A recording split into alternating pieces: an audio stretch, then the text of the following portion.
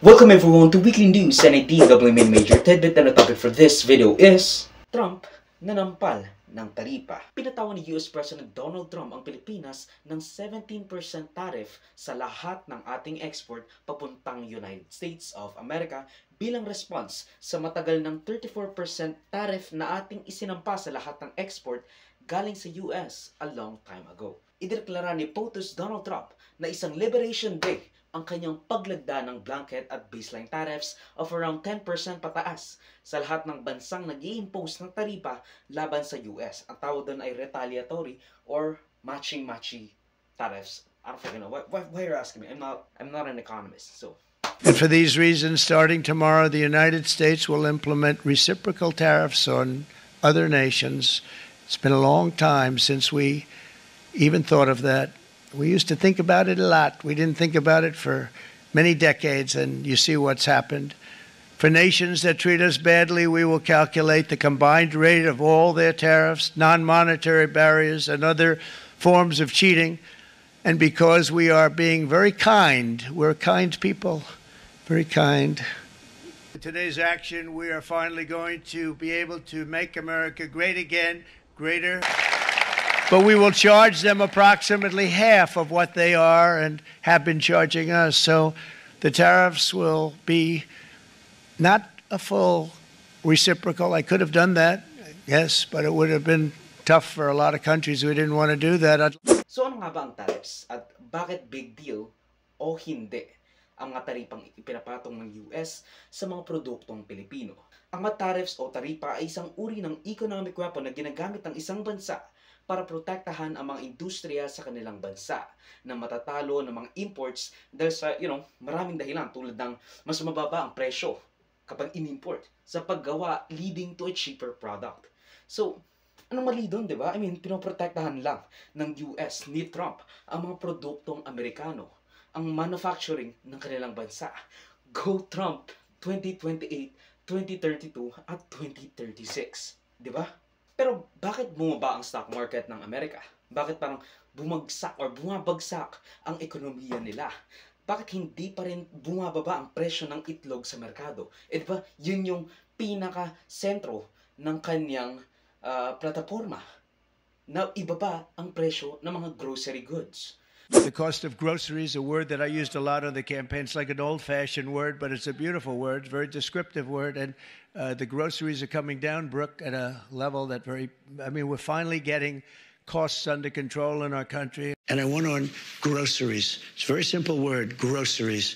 Like almost, who uses the word? I started using the word. The groceries, when you buy apples, when you buy bacon, when you buy eggs, they would double and triple the price over a short period of time. And I won an election based on that. Bakit pull of red ang mga stock market sa S&P 500? Paano na lang ang kanilang mga bilyonaryo? How can they afford to buy their 5th mega yacht o si Elon Musk na sustentuhan ang kanyang pang-15 anak? I'm not sure. Isipin mo, just with the announcement of blanket o halos pangkalahatang tariff ni Trump, mahigit $2 trillion na ang nawala sa stock market ng Amerika. Mind you, the largest stock market sa buong mundo. And that's only 3 months ago. You are going to be so proud of your country. You're going to be so proud of your president. We're going to turn it around, and we're going to start winning again. We're going to win so much. We're going to win at every level. We're going to win so much, you may even get tired of winning. And you'll say, please, please, it's too much winning.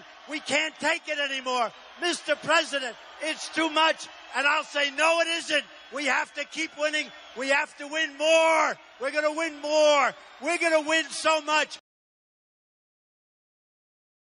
Nakakatawa nga eh. Naalala ko yung isang istorya ng The Onion or a meme kung saan sinasabi na the most brilliant way para ma-undermine ang Amerika at mapatalsik sila bilang isang global hegemon,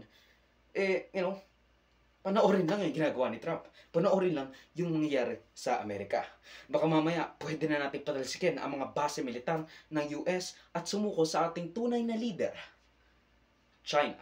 Nakita naman natin, lalo na nung nagkaroon ng sagutang marahas sina Ukrainian at US Presidents Zelensky at Trump sa Oval Office. You've allowed From the yourself to be in a very bad position, and he's happens to be right From about the very it. beginning of the war. You're not in a good position. I You don't have the cards right now. With us, you start having Not playing cards. cards. Right now, you don't I'm have very any play serious, cards. Mr. President. You're I'm playing very cards. serious. You're gambling I'm with the the lives of president. millions of people. You're thinking- You're gambling with World War III. What are you You're thinking gambling about? with What are you World War thinking III. And what you're doing is very disrespectful to the country, this country. I'm That's with back all to you. respect to you. Far more than a lot of people said With they should respect. have. Have you said thank you once? This A lot entire of meeting? times. No, in this Even entire meeting, today. you said thank you. Even today. You went to Pennsylvania and campaigned for the opposition in October. Offer some words of appreciation for the United States of America and the president who's trying to save your country. Please, you think that if you will speak very loudly about the war, you He's can not speaking loudly. He's not speaking loudly. Your country's in big trouble. Can I Wait a answer? minute. No, Can you've I done a lot of answer? talking. Your country is in big trouble. I know. You're not I winning. know. You're not winning this. You have a damn good chance of We are coming out staying- okay because of Mr. us. President, we are staying in our country, staying strong from the very beginning of the war. We've been alone, and we are thankful. I said thanks You haven't in been this allowed. cabinet. You haven't been allowed. in this We cabinet. gave you through I this said stupid thank you. president $350 billion. You We voted gave for you your military president. equipment, You and you voted men for are brave, but they had to use our military. What about If you didn't have you our invited military me. equipment, You invited if me you to didn't have speak. our military equipment, this war would have been over in 2 weeks. In 3 okay? days, I heard it from Putin. In 3 days, this is something Maybe new. less. In 2 weeks, of course, yes. It's going to be a very hard thing to do business like this. I tell you. Just say thank you. I said a lot of times that there, thank you to American accept that there are disagreements, and let's go litigate those disagreements rather than trying to fight it out in the American media when you're wrong. We know that you're wrong. You see, I think it's good for the American people to see what's going on. I'm here. thankful. I think it's very important. That's why I kept this going so long. You have to be thankful. You don't have the I'm cards. thankful. You're buried there. Your people are dying. tell you You're running I low on know. soldiers. Don't- Listen, don't please, you're running Mr. low on President. soldiers. It would be a damn good thing. Mr. And President. then you tell us, I don't want a ceasefire. I don't want a ceasefire. I want to go and I want this. Look, if you could get a ceasefire right now, I tell you, you take it so the bullets stop flying and your men stop getting Of killed. course, we want to stop the war. But you're I saying you don't want a but I ceasefire. said to you, I want a with ceasefire guarantees. because you get a ceasefire faster than an agreement. Ask our people about ceasefire. What they think. That wasn't Doesn't with matter me. for you what That wasn't this with me. means. That was with It a guy named Biden, who was not a smart person. This That was is your- with this is your Obama. president. It was your president. Excuse me. That was with Obama, who gave you sheets, and I gave you javelins. Yes. I gave you the javelins to take out all those tanks. Obama gave you sheets. In fact, the statement is Obama gave sheets and Trump gave javelins. You got to be more thankful. Because let me tell you, you don't have the cards. With us, you have the cards. But without us, you don't have any cards. One more question, Mr. Vice President. I'm sorry. It'll be a tough deal to make. Because the attitudes have to change. What if Russia breaks ceasefire? What if Russia breaks peace talks? What do you do then? I understand that it's a heated conversation right What are you now. saying? What She's if asking, what if Russia breaks the ceasefire? But what if anything? What if a bomb drops on your head right now? Okay? What if they broke it? I don't know. They broke it with Biden because Biden didn't respect him. They didn't respect Obama. They respect me. Nagising ang budhi ng leader ng Europa sa realidad na hindi na ganoon ka-stable at reliable bilang protector at partner ang United States sa NATO at kailangan nilang tumayo sa sarili nilang paa. So, why is it such a bad thing na 3 buwan pa lang si Trump sa office? Bakit bagsak ang stock market? Maayos sana ang konsepto ng taripa para sa mga industriyang gustong mapanatili sa sarili mong bansa at tulad ng mga kotse, mga computer chips at marami pang iba. Kung gusto mong sa bansa mong magtayo ng pabrika, pero ang problema sa ginawa ni Trump, lahat ng import, hindi specific na, etong mga kotse, dadagdagan natin yung 200% tariffs. Pero hindi eh.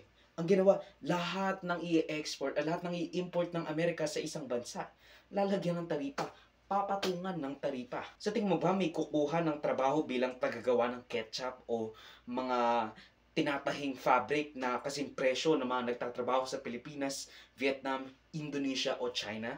Ayan ang benepisyo tinatanggap ng US bilang master ng isang globalized world. Lahat ng nakukuha nila galing sa may hirap na bansa, mas mura kaysa kung sa sariling bansa ito ginawa. Kung sa US mismo ginawa itong produktong ito. Ang tawag dyan, comparative advantage ng mga bansa. Maybe kailangan ni Trump na mag-aral ng isang economic course just for a few, lectures. Hindi naman porque naglagay ka ng tariff, kinabukasan or even next year or even the next decade, magkakaroon na ng pabrika. At isa pa, kung mag-i-impose ka ng tariff sa isang bansa, say 17% sa Pilipinas, which is on the lower end of things, lahat ng produkto galing sa Pilipinas na i-import ng US ay magiging 17% or higher ang presyo sa mga mamimili sa US. Hindi Pilipinas ang mahihirapan dyan, ang US. Hindi gobyerno ng Pilipinas ang magbabayad nun. So, hindi gobyerno ng Pilipinas ang magbabayad nun. So, sa kanila tataas ang inflation. Kasi ang gagawin ng mga nag-i-import, tataasan lang nila yung presyo ng kanilang mga in-import na goods. Kung Jufran, ketchup at mga Jollibee for all I know. Kasi either Amerikano ang gagawa ng produkto, which would cost a lot. Dahil mas mataas ang cost of living nila, which requires mas mataas na sahod, o babayaran na lang nila yung 17% o yung patong na taripa sa presyo ng mga in-import nilang goods. Kung tutuusin, mas swerte pang Pilipinas dahil ganoon lang kataas. Competitive pa rin kahit paano ang ating mga produktong ini-export. Trump is alienating a lot of countries. allies mostly. He's dismantling the US unipolar world. So let's look at it in a different light. He's hard-headed, and the US won't stage a revolt against Trump. This will be a tumultuous second Trump term. All we know, or all we can hope for, is for them to not re-elect him or his allies when given a chance. Look, mag-aantay na lang tayo ng next FDR. And siguro kung dumating na yung next FDR ng Amerika through the soul of Bernie Sanders or AOC or kung sino man, we will be in another good time. Kapag nagka-recession sa Amerika, of course, the world will suffer. Katulad ng sinasabi nila tungkol sa Imperial Manila. You know, kapag bumahing ang Maynila, kapag bumahing ang Amerika, magkakasakit ang buong Pilipinas. O, in the world's largest sense, kapag bumahing ang Amerika, magkakasakit ang buong mundo. And that's the sad reality. Dahil napakalaki at napakalaking impluwensya ng US sa buong mundo. Dahil nga again, sila na ang world leader. But that is increasingly coming to an end. Kasi agad ang sinabi ko nga, maganda ang taripa. Pero dapat specific na industriya lang ang dapat mong protektahan. Dahil hindi lahat magagawa mo sa sarili mong bansa. Hindi masyadong pag-isipan ito ni Donald Trump. And a lot of people agree with me, kahit na yung mga dati niyang kapartido, dati niyang kaalyado. Kasi talagang sinasabi nilang America first, America first, America first. And I understand that. Pero in doing so, in what they think they're doing, natatalo ang mga Amerikano. Humihina ang soft at hard power ng Amerika. Tapos, mga oligarchic pa, mga bilyonaryo pa ang nakaupo sa pwesto. Mga out of touch sa normal na Amerikano. Ang video clip na ito ay galing sa aking series na News Worthy Recap. Check the entire videos for the complete weekly news recap and subscribe to the channel to be kept up to date sa mga local at global news na I'll make sure will be interesting to you. Particularly you, whatever your name is. Hindi ko alam, sorry. Salamat sa panonood mga kaparami. Like, subscribe, follow me like sa socials and avoid Joseph that will be linked down below. So, susunod of course. Paalam.